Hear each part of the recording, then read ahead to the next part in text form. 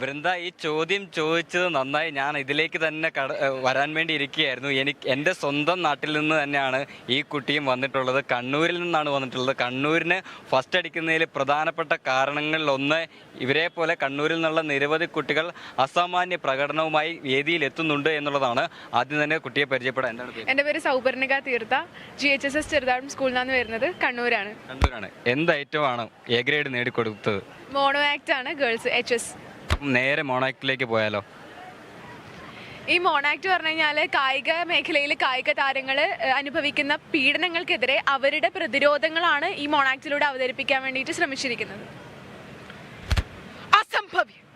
എന്നെ ചവിട്ടിത്തേച്ച് മതിച്ചുപോയ അവൾ നാളെ വിശ്വകിരീടമണിഞ്ഞ് ലോകത്തിന് മുന്നിൽ നയി നയി നയി നയി. അരേ കിतना उसकी बॉडी वेट 48. നാളേക്കത് 49, 50, 51. അനുവദനീയമായ അതിർത്തിക്കപ്പുറമെത്തണം. ഇന്നവൾ തിന്നുന്നതിൽ കുടിക്കുന്നതിൽ ആഭാരച്ചേരുവ ഉണ്ടാകണം. സംസാ എന്താ എന്താ ഇത്? എന്റെ ശരീരം, എന്റെ ഭാരം.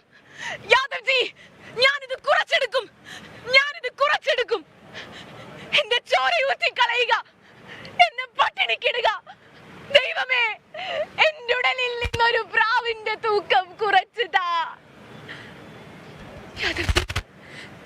നമ്മള് തോറ്റുപോയി അല്ലേ അച്ഛാ? അമ്മ, നമ്മള് തോറ്റുപോയി അച്ഛാ. ഇല്ല, ചരിത്രം കീഴ്മേൽ മറിയാൻ കാലമായിരിക്കുന്നു. അഹങ്കൃതിയുടെ സിംഹാസനങ്ങൾ ഞങ്ങളുടെ നിശ്വാസങ്ങളിൽ കടപുഴകും. കീചകന്മാരും കിങ്കരന്മാരും എന്റെ കാലടിയിൽ പിടയും. വലങ്കൈയെറിഞ്ഞ് ഇടങ്കൈ വട്ടം പിടിച്ച് ഊരാ കുടുക്കിട്ട്